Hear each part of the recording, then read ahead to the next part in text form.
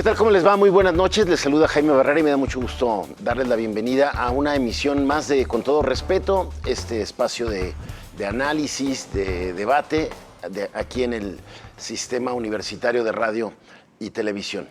¿Cómo estás, doctora? Buenas noches. Bien, muy bien, muchas gracias. Un saludo para todas y para todos quienes nos sintonizan, todes también. Un abrazo para nuestra compañera Sonia, que está de vacaciones, con merecido descanso, y a nuestro compañero, el empresario Gómez Álvarez. Saludos a la vacacionista y al empresario.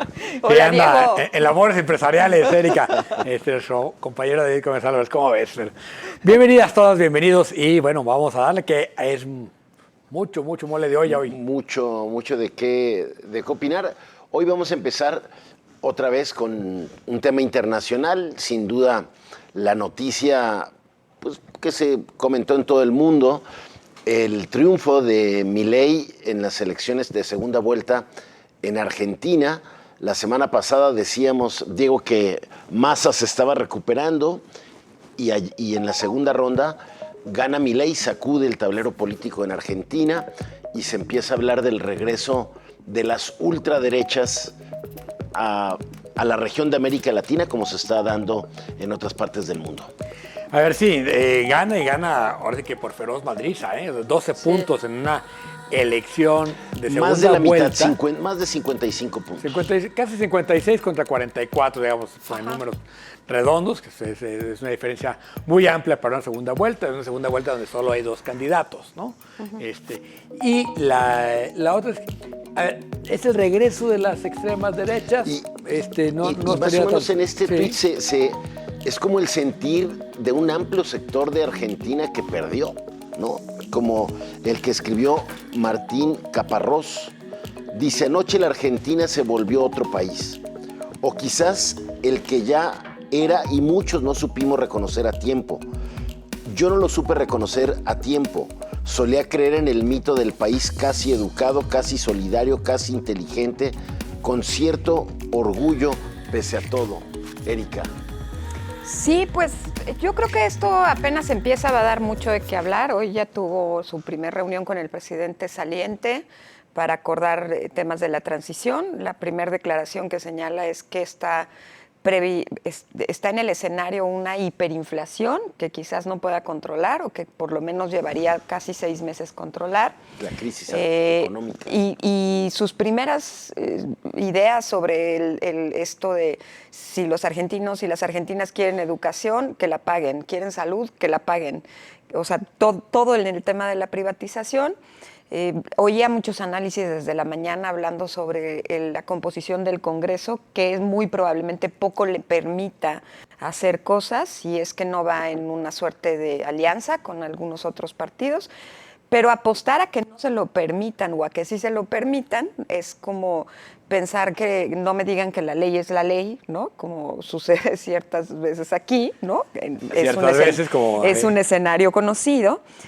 Lo cierto es que yo he leído muchos tweets de muchas académicas feministas de gran renombre, Mercedes D'Alessandro, que era ministra, y algunas otras más, haciendo reflexiones muy serias sobre lo poco que entendieron la calle, ¿no? Y lo poco que entendieron lo que estaba pasando en el barrio. Creo que asumir en este momento, después de la derrota, que dejaron afuera y que dejaron alejada a muchas personas o no entendiendo qué era lo que pasaba, es muy relevante. Sobre todo en un proceso electoral en el que todo falla y en el que ya nada de lo que tú sabías que era como receta de cocina sirve, ¿no? Porque ni las encuestas, ni los debates, ni nada.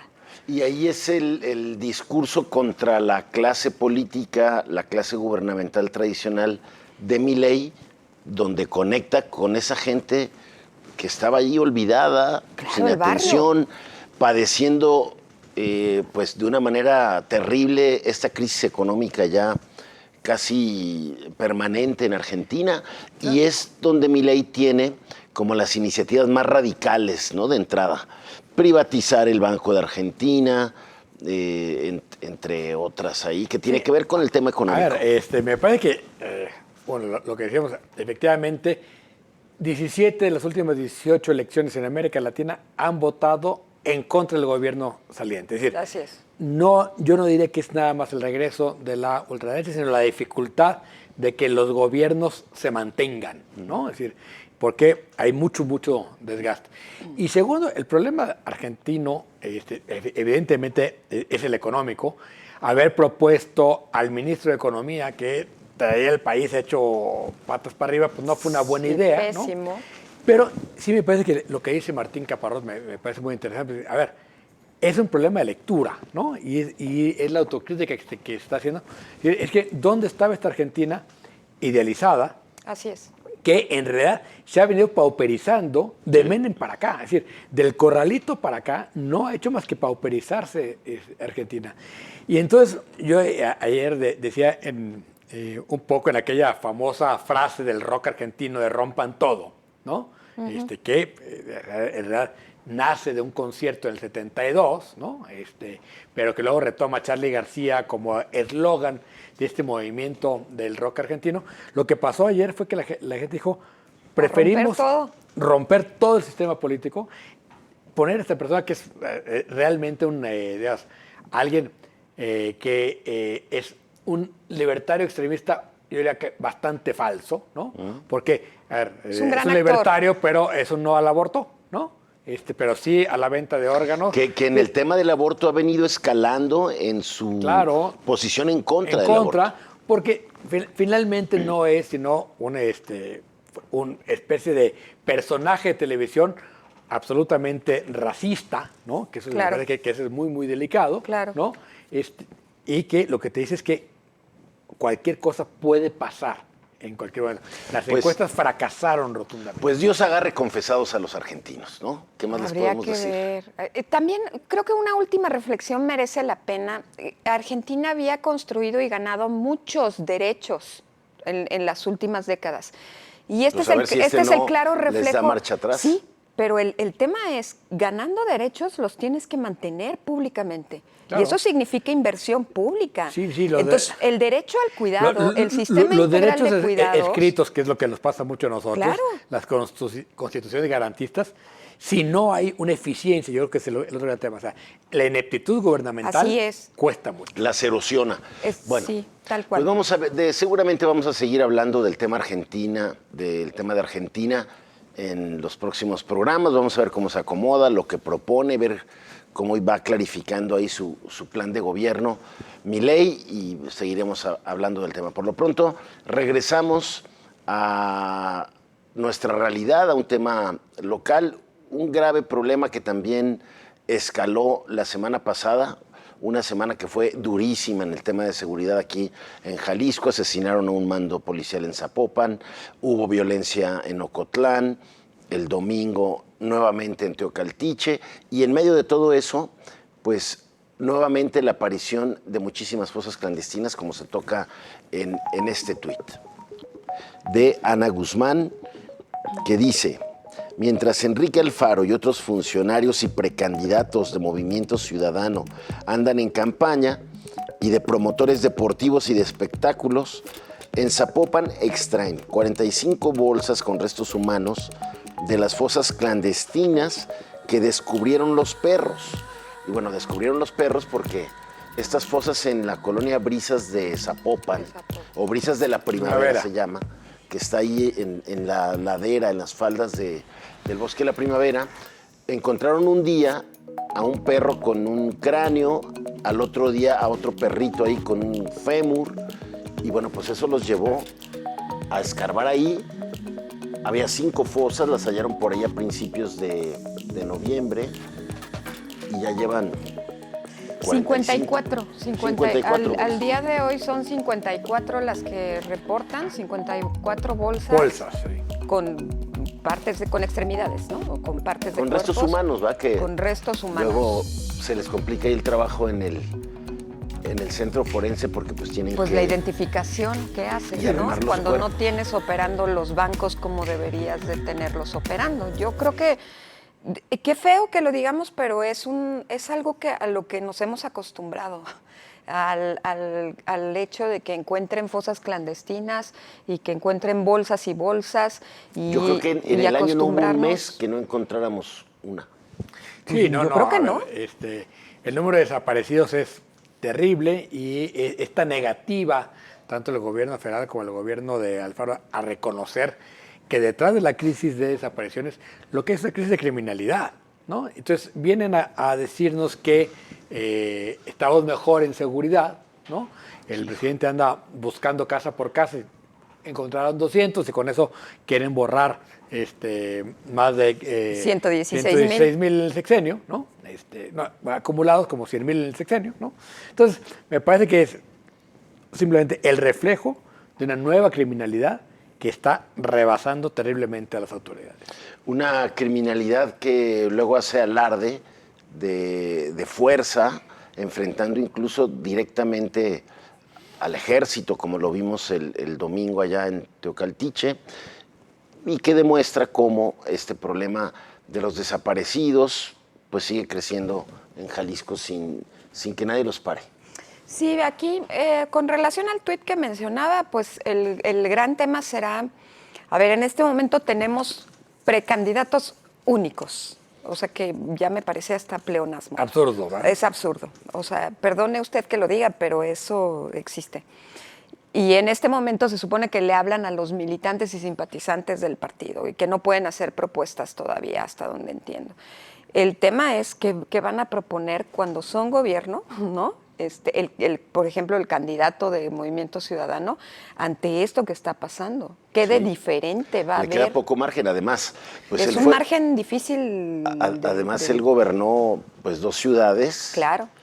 De Guadalajara y Zapopan, donde están en el top 5 de fosas clandestinas. El lugar donde más desaparecidos hay, también es el municipio más poblado, hay que decirlo, ¿no?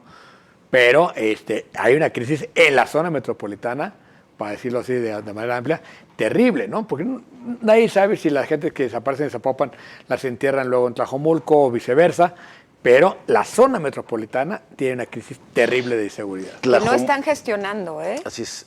Y Tlajomulco, la cuna política de este grupo que gobierna ahora el Estado, pues convertido en el municipio número 1 en fosas clandestinas, en cuerpos desenterrados. Ahí Tlajomulco es el primer y en vivienda lugar. abandonada.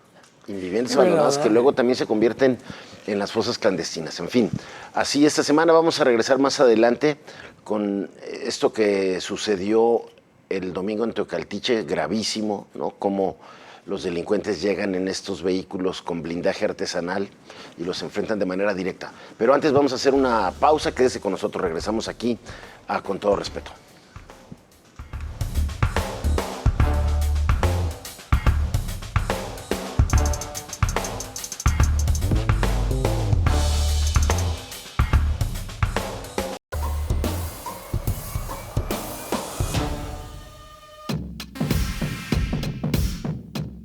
Se cumplen los primeros 40 años del Ejército Zapatista de Liberación Nacional, con un cambio en su manera de organizarse luego de la irrupción del crimen organizado en el territorio del sureste mexicano. El EZLN pasó de una insurrección armada que introdujo la realidad de los pueblos indígenas a la agenda nacional de golpe, a un movimiento político que avanza a través de comunidades autónomas.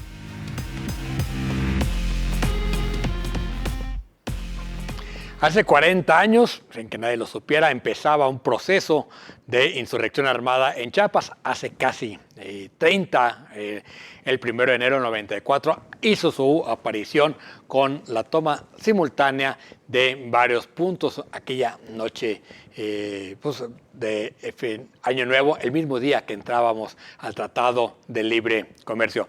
Hoy el zapatismo está asediado por el crimen organizado. Igual que la mayoría de los pueblos de Chiapas, las comunidades zapatistas viven hoy un terrible problema de inseguridad y han tenido que replantear su manera de organizarse más como una forma de autodefensa, Jaime. Sin duda, Diego, yo creo que en estos 40 años, desgraciadamente, la lucha del EZLN, que se visibilizó más a fines del sexenio de Salinas de Gortari, pues no se convirtió en mayor bienestar y mejor calidad de vida para los pueblos indígenas. Creo que se habló después de la irrupción del EZLN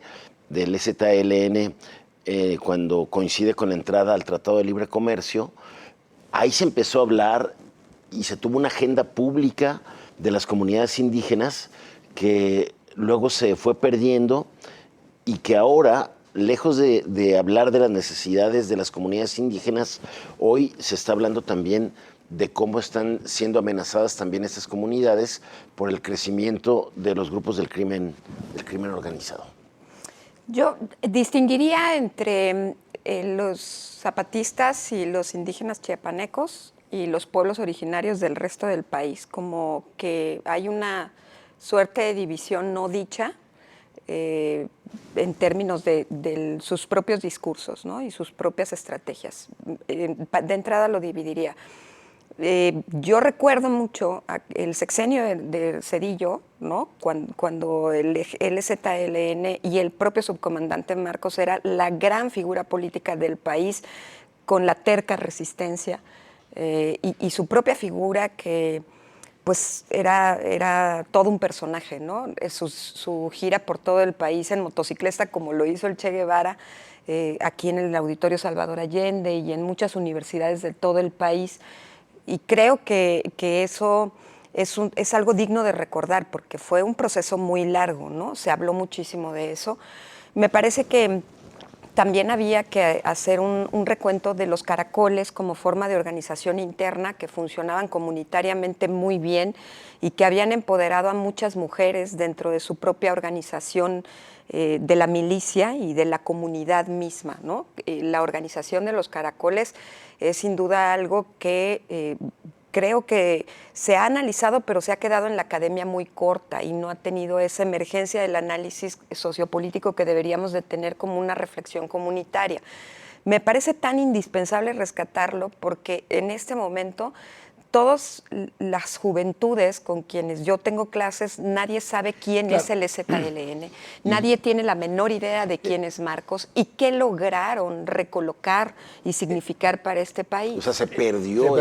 Pero es que es indispensable hablarlo. Hay periodos muy claros, el periodo de insurgencia, propiamente, que es, bueno, previo, el de preparación de la insurgencia, una guerrilla, que de hecho nace con un discurso maoísta muy radical los primeros días, y no es hasta que entra Marcos como figura, que él no era el comandante, era el subcomandante, ¿no? Y empieza a cambiar la narrativa y hace una narrativa, digamos, mucho más desde lo indígena que desde lo revolucionario, ¿no? Y me parece que eso, y sí logra posicionarlo al grado que en esta gira que dices tú, que culmina con la entrevista con Julio Scherer, ¿no? Que se transmite en Televisa, ¿no? A nivel nacional, y donde, digamos, de alguna manera, y bueno, con el discurso de la comandante Ramona en la Cámara de Diputados, ¿no? Que es la visibilización del tema indígena. Luego viene la etapa de los caracoles, que sí me parece que hay que rescatar, pero hay que ver lo que está pasando ahora, o sea, cómo están siendo estas organizaciones de los caracoles asediadas por el crimen organizado. Entonces me parece que el gobierno de López Obrador, que se plantea como el gran rescate de los indígenas y, digamos, toda esta idealización de los pueblos indígenas, en la práctica lo que ha hecho ha sido dejarlos a merced del crimen organizado, ¿no? Y eso me parece que es gravísimo. Muy pocas excepciones que hay algunos proyectos en las comunidades que los han adoptado bien. Creo que en general no se cumplió esa agenda que inspiró pues toda esta movilización de Marcos. Mira, las casas de las mujeres indígenas durante los últimos 2 sexenios antes de López Obrador eran casas que tenían un presupuesto que daba INMujeres federal y otro presupuesto que daba el Instituto Nacional Indigenista. ¿En ese proyecto estuvo Xóchitl Gálvez? Ella inició las casas, pero este proyecto es manejado por las propias mujeres de los pueblos originarios para tratar violencias de género. Y entonces ellas se capacitaban para ser psicólogas, asesoras jurídicas, orientadoras, tenían el aprendizaje de los modelos de atención, recibían presupuesto público para poder ejecutarlo y hacer labores de empoderamiento. Y esas casas han prácticamente desaparecido. Sí. Entonces, en esta idea desinstitucionalizadora del gobierno de López Obrador y de mandar los apoyos directos, entre comillas, ¿no? Acabaron con esta parte que era un poco la base de lo que había sido la gran transformación nacida del STLN. Sí. Hay casos acá como Cherán, en Michoacán, ¿no? Que yo creo que pasaron de las autodefensas al gobierno comunitario y policía comunitario, el nacimiento de las autonomías como figura, que hoy en Oaxaca, por ejemplo, hay muchísimos, casi la mitad de los municipios se manejan por usos y costumbres. Como 480 de 525, ¿no? Sí, o sea, son poco más de la mitad. En fin, me parece que sí, lo que logró el STLN es un gran avance en no solo visibilizando lo indígena, sino en el reconocimiento jurídico de lo indígena.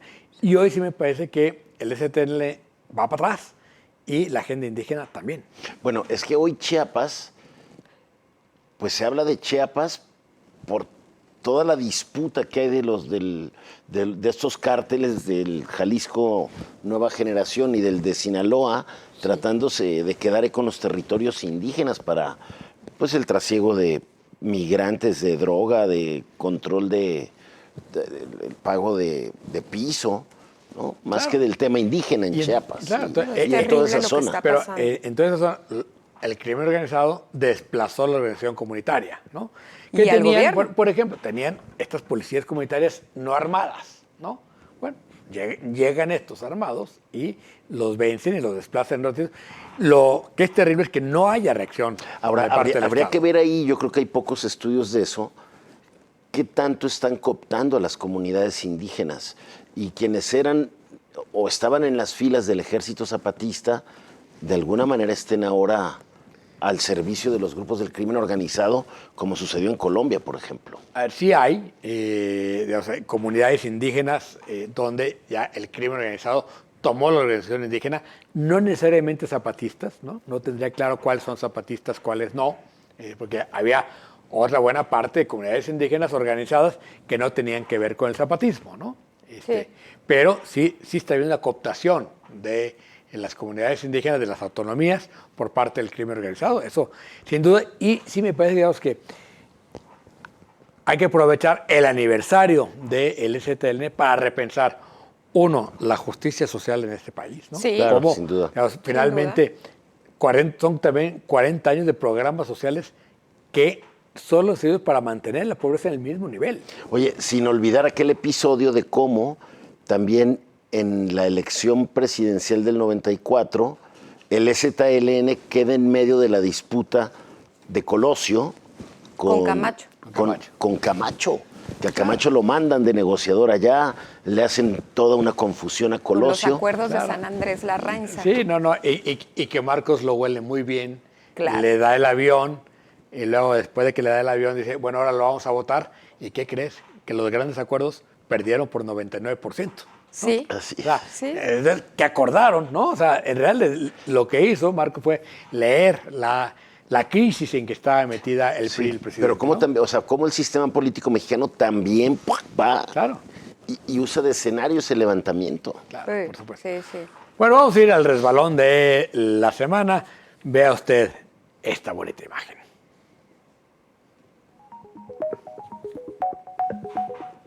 Chin. Es el resbalón de El resbalón de Xóchitl Xóchitl. Gálvez, que puso en Twitter diciendo que Argentina era una muestra de los vientos de cambio, una gran contradicción. Una mujer que dice estarse peleando desde la candidatura del Frente en contra del deterioro institucional que ha provocado el presidente López Obrador, aplaudiendo a un candidato cuya propuesta es desmantelar el Estado. Oye, Terrible resbalón. Y luego tuvo que corregir. A ver, yo no soy de derecha, pero bueno, Pero, quiero felicitar la democracia argentina, que eso sí hay que No. felicitarlo, digo. Goza de Era cabal en la salud. noche y el candidato oficial salió a reconocer un poco como le hizo Cuando la diferencia son 12 Zedillo en puntos, aquel momento, ¿no? Hay poco derecho al pataleo. Es como un chimoltrufiazo, ¿no? De Xóchitl. La verdad es que creo que está en un momento difícil. Me parece que discursivamente tienen que cambiar muchas cosas. Tiene que haber un cimbrazo ahí fuerte. es una gran equivocación de escritura el texto, porque en realidad pues no habla ni siquiera de Milei, pero Sí, no corrige. No lo menciona, pero acaba felicitando, claro. celebrando el triunfo de Y no Milei. corrige, ¿no? O sea, corrige hasta el otro día, se tarda casi 24 horas y cuando ya la habían Hay destrozado. una reacción lenta, pues. Sí, hay poemas, Houston. Hay poemas ahí. En la campaña de Xochitl Gálvez. Ayúdenle. En una de esas, con las dos campañas emproblemadas ahí, Emproblemadas. no se nos vaya a colar el ¿Cerrito? regio como Milei. No, el payaso ese no, Oye, por el amor. no lo invoques. No lo invoques. Un mileyazo aquí en México, imagínate. Qué horror. No. Vamos a un corte. Más para que Jaime reflexione lo que acaba de decir y regresamos. Sí. No, bueno, Mándenlo a confesar. da miedo, da miedo.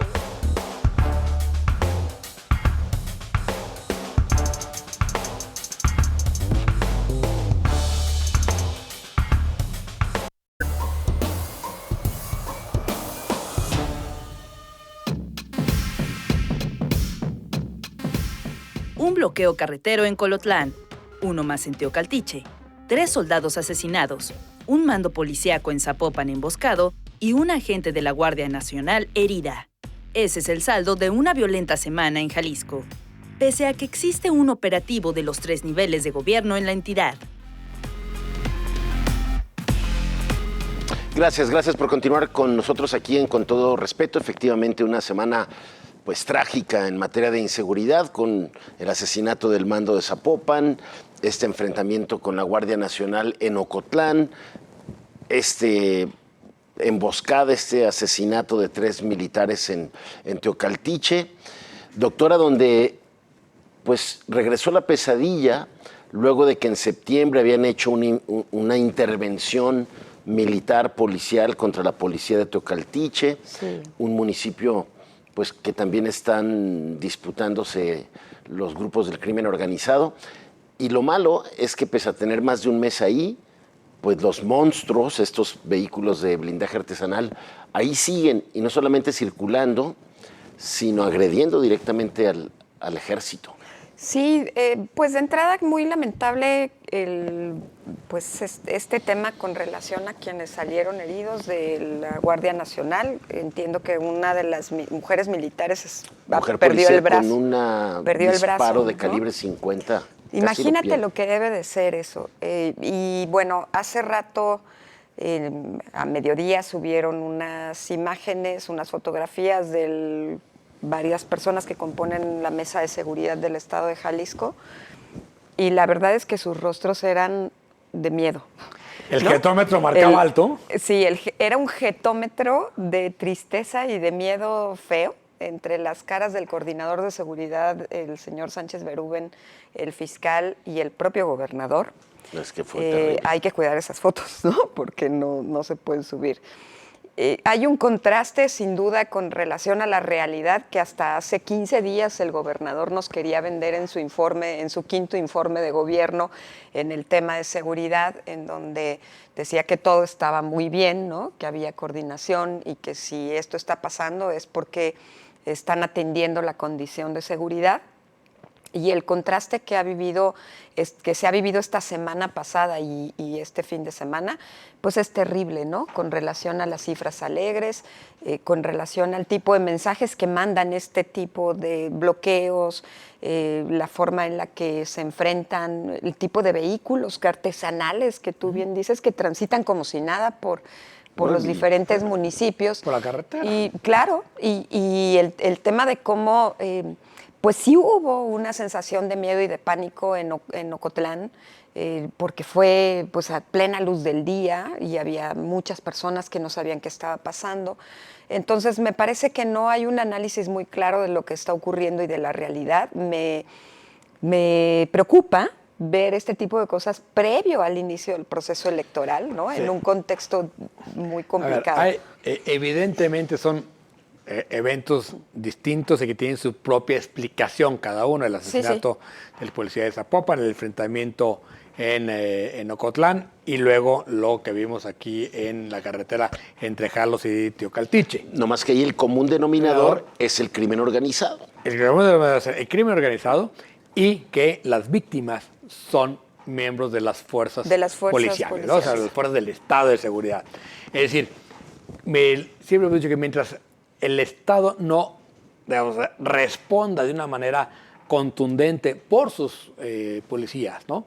Como sucede en Estados Unidos, es decir, finalmente, si alguien toca policía en Estados Unidos, está tocando a todas las policías y todas las corporaciones van a ir a decir, a ver, no es que sean más importantes, pero esto no, ¿no? Si se tocan uno de los nuestros, el Estado responde de una manera muy buena. Y aquí estamos, la manera en que masacran a los soldados, que no tienen ni cómo repeler, no están preparados tácticamente, están ahí patrullando, entre comillas, ¿no? Y ¿de dónde venía este animal, el monstruo famoso? Los ¿no? videos son terribles porque pasan varias veces. La camioneta blanca de 3 toneladas con una caja de acero, Sí. pasa 3 veces. 3 veces, ¿no? O sea, entonces, quiere decir que la policía municipal ni los vio ni los oyó, ¿no? Todo el mundo está muerto de miedo, tienen un control.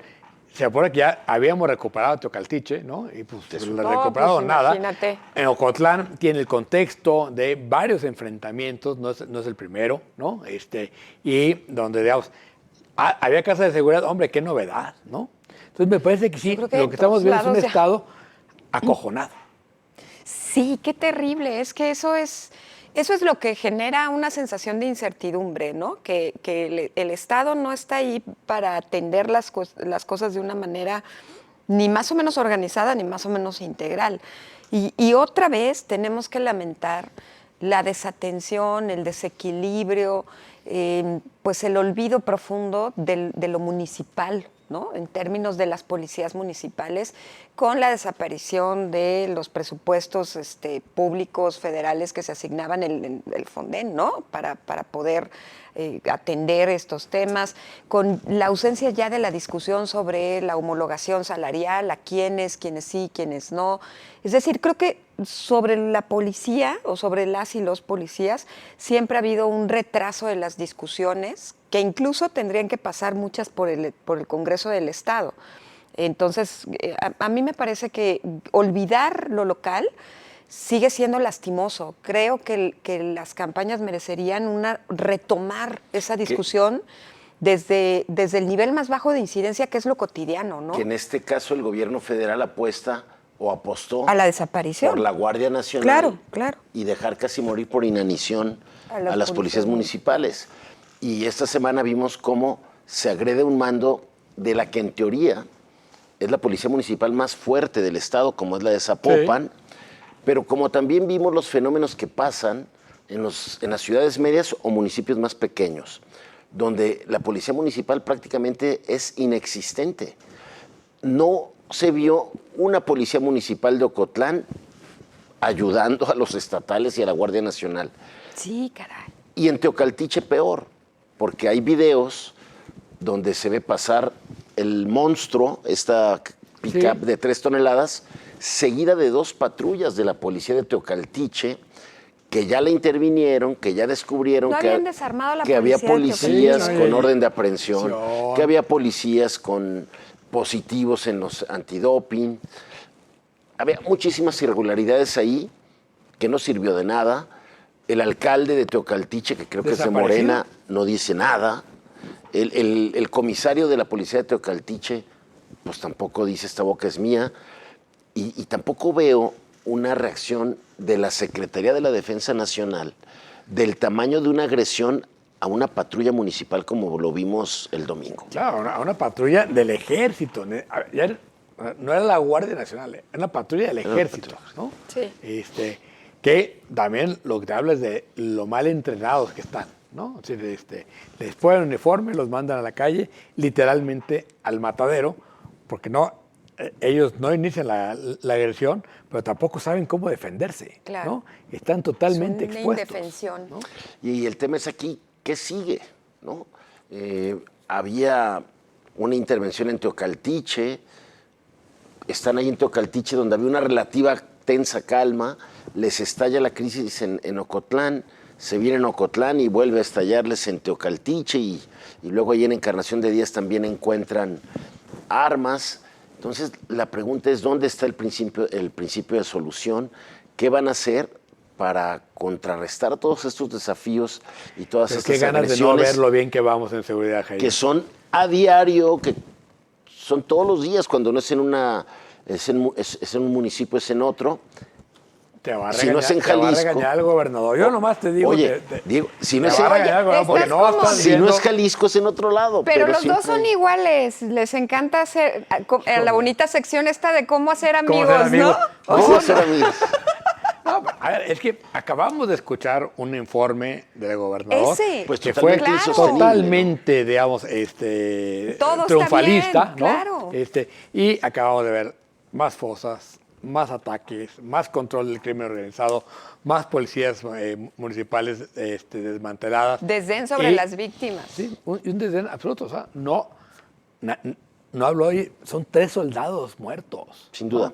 El más grave problema, sin duda, del país, el tema de la inseguridad, obviamente también el de Jalisco. Pero bueno, vamos ahora a la gustada sección de Póngale el nombre. Los curadores más experimentados de Con Todo Respeto han preparado esta exquisita pieza de arte visual. Voy a posponer la solicitud de mi licencia a mi cargo como presidente municipal. Mi aspiración para seguir gobernando Zapopan está vigente y haré solicitud de mi licencia mientras la ley electoral me lo permita. Yo sí quiero decirle al alcalde que me pareció desafortunado que mezclara su licencia con el asesinato del comandante. Fue de mal gusto, son cosas que yo creo que no se deben de mezclar. Y además decirle que no nos hace un favor al no pedir licencia en este momento. Es parte de su deber. Usted, póngale el nombre. Bueno, era un video más que una foto, ¿no? Claro. Pero bueno, ahí el claro. pleito entre el alcalde de Zapopan y el regidor de Morena, Alejandro Puerto. Sí, yo le pondría aquí licenciándome. Pero la verdad es que yo creo que todos ellos que no andan queriendo pedir licencia, perdón que lo diga, pero andan envidiando a la Shakira, ¿no? Que sale bien contenta después de pagar miles de millones de dólares, de euros, perdón, ¿no? Por haber aceptado que fraudeó a Hacienda Española. Entonces ya quisieran verse así pidiendo licencia. como No, Shakira. yo le voy a poner, el licenciado fue Kuma. El licenciado. Él se pidió licencia y se fue. Sí, Bueno, yo le voy se a les poner adelantó. el puertazo. El puertazo. El Portazo. O el portazo, ¿no? No, pues por Alejandro Puertazo, Puerto. por Está Puertazo. muy bien. Puerto, por muy Alejandro bien. Puerto. Muy bien. Sí, allá andan. No se quieren mucho desde que el regidor de Zapopan Desde sacó chiquitos. ahí un tema de Desde chiquito. una cuenta bancaria, ¿no? Sí. Ahí como que, Sí, como que la relación de Freyé con lo de oposición no es buena, ¿va? bueno, No, pero bueno. y esa menos. En fin, vamos a una pausa, es breve, quédese con nosotros, regresamos aquí a Con Todo Respeto. Pero no es buena desde que empezaron.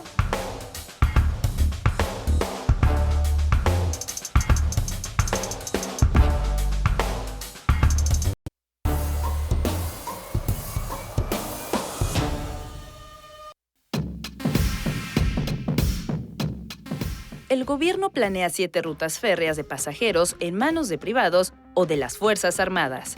En su propuesta de decreto, López Obrador emplaza a las empresas ferroviarias a sumarse a su plan a más tardar el próximo 15 de enero. Si no hay ofertas, las concesiones serán para los militares. Con la obra en marcha y un avance de 35%, la CETRAN hará estudios de demanda de la línea 4 del tren ligero hasta el próximo año. Es decir, que iniciaron el proyecto sin conocer exactamente a cuántos usuarios trasladará. Ese es uno de los objetivos que se trazó la Secretaría para 2024, y lo mismo hará sobre la demanda hacia Chapala.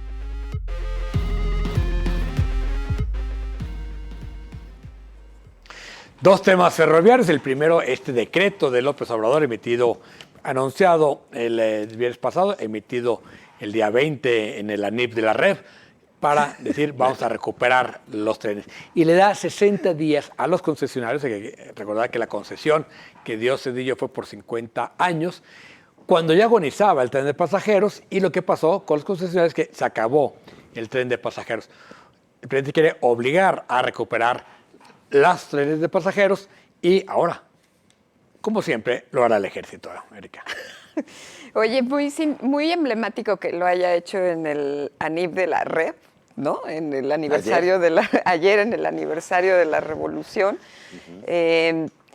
A mí me parece que es un asunto muy complicado y aparte darle 60 días es pues como utópico, ¿no? Yo recuerdo la última vez que yo viajé en un tren de pasajeros era pequeña y fue a Zacatecas. Y era un viaje disfrutable, ¿no? O sea, no era para llegar rápido, sino para... No, claro que ¿no? O sea, cualquier cosa menos eso. Claro, pero era un asunto que me parecía disfrutable. Creo que en un sector de la sociedad hay ese anhelo, ¿no? Por recuperar ese tipo de trayectos y del disfrute del tiempo lento, un poco en ese sentido. No, bueno, pero se supone que van a ser a trenes rápidos, pero, ¿no? Pues es que ese es el tema. ¿Cómo vas a hacer trenes rápidos con las vías ferroviarias que tienes? Tendrías que cambiar todas las vías ferroviarias para hacer trenes rápidos. Entonces, ¿de qué estamos hablando? De quitarle la concesión, ¿no? Tal cual y ya. Ahí hay una pugna detrás. Yo no sé si sea también parte de este pleito que hubo con la REA ahora que estaban haciendo el Tren Maya, pero me parece que es algo otra vez al vapor. Pues como todo. Algo que pone en riesgo a los pasajeros porque ahora hablamos de descarrilamiento de trenes, pero son granos los que se caen. Pero, a ver, no se va a construir ningún tren en este sexenio. O sea, yo creo que eso es estrictamente propagandístico para decir en la elección renacionalizamos los trenes, les quitamos la concesión del tren de pasajeros. Porque, no hay dinero para hacerlos. Es decir, pues no. Si el Tren Maya no podemos acabarlo, pensar que se va a construir nuevas rutas y además está planteando sobre las viejas rutas que ya no son los orígenes y destinos de este país. Claro. Este país ha cambiado, desde entonces para acá, tiene muchos más aeropuertos, tiene líneas aéreas, tiene nuevas carreteras. Entonces, ¿cuál es el sentido de un tren Guadalajara-Querétaro, ¿no? A lo mejor hay que hacerlo por León, pero para León no hay vía, ¿no? ¿Quién va a ir a Manzanillo en tren habiendo una carretera que te lleva en 2 horas y media? Ahora, el tren que había en la Ciudad de México, que tenía comedor, el tenía Pullman, bar y todo. Que era una maravilla, Dejó la verdad. de dar servicio porque supongo que fue incosteable. Pues porque es que ese es el tema, es incosteable. Porque cambió el país, cambió las formas. Entonces, meter trenes rápidos, sí hay en estudio el tren rápido, otra vez recuperar el México-Querétaro-León-Guadalajara, en esa ruta, con una nueva concesión china. Sí lo trae Claudia Sheinbaum en su, en el portafolio, carpeta, en su en el portafolio. portafolio de Ay, qué inversiones. maravilla. Pero no tiene nada que ver con esto que está planteando el No, pues presidente. Pero bueno, es un tren de otra tecnología, con otra ruta. El único tren que funciona es el Tequila Express. Ese es funciona muy bien. Y es de la red. No, y el otro tren turístico que es el Chepe. El Chepe, que va a la Tarahumara. Pero son trenes turísticos de otra magnitud, de otro estilo. Y con otro estilo y de Hay que otro pensar proyecto. el tren como transporte público. Así en es. todo el mundo pierde dinero, ¿no? El Estado tiene que meter dinero para mover a su gente porque genera una gran economía y eso es lo que hay que pensar, si podemos hacer eso o no. Pero primero hay que estudiarlo y luego plantearlo. El otro tema, hablando de estudios y de trenes, pues resulta que la línea 4 no tenía ningún estudio de aforos. Lo dijimos muchas veces, muchos, ¿no? Esa era la terquedad de aprovechar una vía de tren para hacer un tren a Tlajomulco, que además no hace sistema, no conecta Fue con una los otros promesa de sistemas. campaña tanto de los candidatos presidenciales como de los del gobierno estatal y los municipales de Tlajomulco. Sí, pero, a ver, va a ser un tren que por algo, no es de gratis, que el que va a dar, el que lo va a construir en ¿qué se llama? Público-privado, inversión pública-privada, ¿no? Pero tiene un nombre así muy divertido. Motangil. Sí, pero no pedido, ¿no? Proyectos no solicitado, ¿no? Los Ándale. proyectos no Citados, solicitados. sí, que de repente aparecen, ¿no? Y ya, Que mira como qué bonito. arte de magia. Como por arte de magia. Ellos mismos saben que no da el aforo, por eso dicen, pues sí, pero nada más que dame el aforo y dame también garantía del presupuesto público, porque eso no va a dar dinero. No, Qué barbaridad. creo que la garantía quedó el boletaje de la línea 1, 2 y 3. Primero el voltaje a la 4. En segundo lugar, todo el CITEUR. Y en tercero, el presupuesto público. Eso es lo que le van O sea, a dar no hay en pierde. garantía. No, pues no, a ver, nadie va a arriesgar a una línea que no tiene estudios de aforo. ¡Qué barbaridad! Pero, ¿y por qué esto no es un escándalo? Esa es la pregunta. Esa es la pregunta, ¿no? Porque debería de ser un escándalo, deberíamos de SST saberlo explicar se ha para hecho que... un poco más flexible. Sí. ¿Qué? No, ya no es la SST, es la Secretaría de Infraestructura, Y Obra Comunicaciones y Pública. Transportes. Ah, Pero la nacional, ¿no? Pero antes esto debió tener que pasar por Banobras, por un estudio Así de es, aforos. así es. Vimos la discusión que fue la línea 3. La línea 3 falsearon los estudios para que diera el aforo que no tiene, ¿no? Claramente. Entonces, a ver, si vamos a decir, vamos a hacer una línea porque queremos hacerlo, pero que no digan que va a tener el aforo. Y Así este es, contratiempo sí. pone en riesgo que den el banderazo de este tren el año próximo antes de que terminen estas Me administraciones parece estatales y difícil federales. al ritmo que va que la vaya a inaugurar Alfaro. Sí, ¿verdad? Ni Andrés Manuel. No, Andrés Manuel, pero Andrés Manuel va... ahora, es capaz de inaugurar a Andrés Manuel. como Peña Nieto. Como Peña Nieto. ¿Cómo se llaman? Las pruebas pruebas dinámicas. Las pruebas dinámicas, así le hizo Peña Su Nieto. plaquita de las pruebas dinámicas. Pero igual está el tren México-Toluca. Está Sigue exactamente sin igual. jalar, ¿no? ¿Cuántas estaciones funcionan del México-Toluca? Creo que son solo Que- 3, ¿no? Sí, creo que es de Toluca a Lerma. Y, Sí, sí. y de ese hicieron una inauguración horas antes de que se fuera del Mazo, Del Mazo. Claro, del claro. Estado de México. Pero Claro. ni siquiera llega a Santa Fe, A es de Santa Fe, Toluca a no. Lerma. ¿no? Llega a Lerma, porque el tramo de Santa Fe Sí. todavía le falta un Falta proceso terminarlo. Y de Santa Fe terminación. a Observatorio no hay ni el derecho de vía. Para que te des una idea. Sí, digo, para que se imaginen lo que va a ser hacer trenes en este país. ¡Qué barbaridad! Es una inversión muy grande, muy importante, ¿no?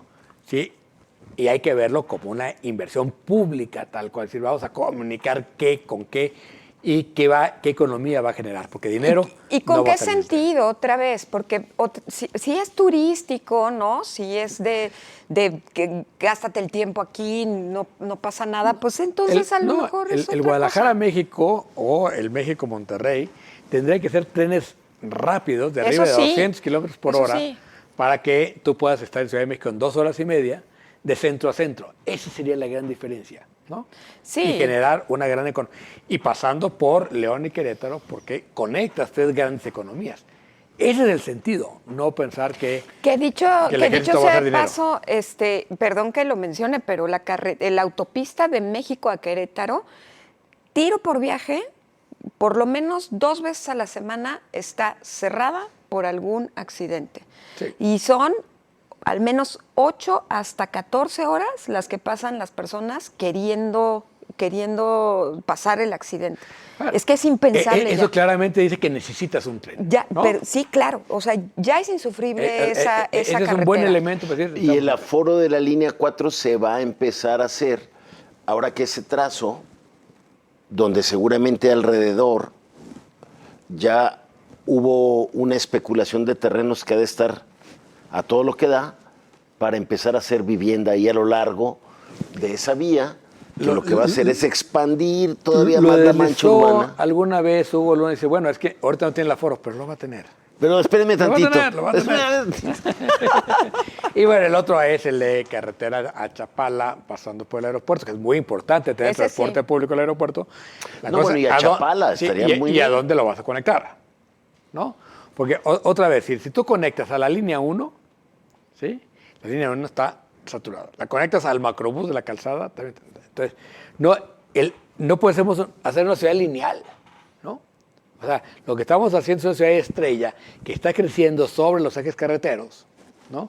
Y entonces todo el mundo tiene que entrar por donde mismo o usar los mismos sistemas de transporte. Sí. ¿no? La línea 4 se va a empalmar A ver, yo recuerdo con que el la macrobús. a ver, ¿Le vas a meter también el La periférico primera ahí? crítica, no sé si te acuerdas, Diego, que hicieron cuando Guillermo Cosío Vidaurri echó a andar la línea 1, era eso, que no tenía foro tampoco. No, la 2 fue la de Guillermo Cosío. Fue La la 1 dos. la hace Álvarez del Castillo, la inaugura Álvarez del Castillo. Y la 2 la hace Cosío sin estudios y sin apoyo de la Federación. De Juan de Pero Guadalupe. ni la 1 tenía foro. ¿No? La que iba la que iba inicialmente de Periférico Sur a Periférico Norte, ahora ya crecieron en ambos extremos. Pero en un primer momento fue de Washington, hasta ahí llegaba el túnel. Sí, sí es cierto. Y luego hubo que conectar por ese, al lado de la vía de ferrocarril, etc. Bueno, vámonos a la neta, ¿no? Porque este tema está muy interesante, pero también, ¿a quién eligió usted como el personaje de la semana?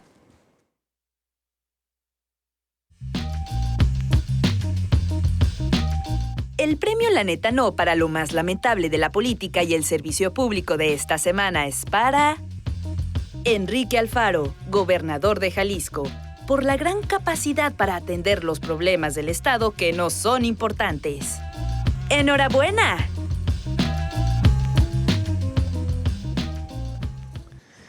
Para esta semana, ¿quién propones, Erika? Yo me voy por Sandra Cuevas, la alcaldesa de la Cuauhtémoc, porque, bueno, declaró en solidaridad con su nuevo amor, el alcalde Adrián. Ah, ellos son pareja de verdad, ¿verdad? Sí, son de verdad. Son de verdad, ¿No ves cuántas orquídeas se regalan? Los dos desplazados de la Y elección los dos son interna. desplazados, ¿no? Del frente. Entonces, yo la voy a nominar a ella porque acaba de declarar que va a constituir el bloque diamante para impedir que cualquier persona non grata entre a la Cuauhtémoc. Se le olvida que hay libertad de tránsito a la señora. A ver, pues hemos postulado muchas veces al Gabinete de Seguridad. Hoy me voy a ir así en específico mejor. Voy a proponer al alcalde de Teocaltiche. ¿Cómo porque se llama? no aparece por ningún lado. Se llama que Juan Manuel Vallejo Pedrosa. ¿Te parece que metamos una ficha de búsqueda? ¡Ay! Por favor. Una ficha de búsqueda para Juan Manuel. No, y ojalá alguien le diga que lo andamos Se busca buscando. al alcalde. A ver si nos da una entrevista o algo. pero que algo Después de diga. la televisión puede decir servicio social. Se busca. Yo voy a proponer a Xóchitl Gálvez tu pésimo Sí. tuit. Bueno, 2 seguidos. Primero, el diciendo yo tengo nada que ver con la elección de la Ciudad de México, cuando realmente candidatas. fue fatal esa elección de Tahuatl. Y luego lo que dijo sobre la elección de Milei. Creo que pésima semana de Xóchitl Gálvez. Le invito a votar por ella, pero no, vote por quien quiera. Sí, por quien quiera. Gracias por habernos acompañado esta noche. Gracias, Erika. Gracias, Jaime. Buenas noches. Nos vemos en la escuchamos FIL. la próxima semana. Transmitiremos desde la Feria Internacional del Libro de Guadalajara. Semana de FIL, la próxima semana. Apúntese. Vámonos.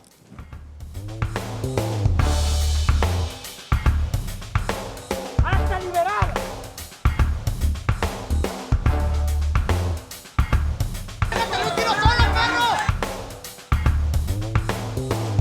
We need strong borders,